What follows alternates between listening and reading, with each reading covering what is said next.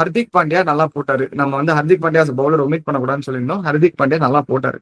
இதை தாண்டி ஒரு இன்னொரு பவுலர் யாருன்னா அஸ்வினி குமார், பும்ரா, சாண்ட்னர். சாண்ட்னரை ஏன் யூஸ் பண்ணல? சரி, ஓகே, ஸ்ரேயஸ் ஆடிட்டு இருந்தாரு, இங்கிலீஷ் ஆடிட்டு இருந்தாரு. அப்போ சாண்ட்னரை நீங்க கொஞ்சம் கீழேயாச்சும் இங்கே யூஸ் பண்ணிருக்கணும், நடுவில் சொறி இருக்கணும்ல நீங்க. அப்போ நான் என்ன சொல்றேன், வதேரா விக்கெட் போச்சு, ஒரு மொமெண்டம் ஷிஃப்ட் ஆச்சு, ஸ்ட்ராட்டஜிக் டைம் அவுட் கொடுக்குறாங்க.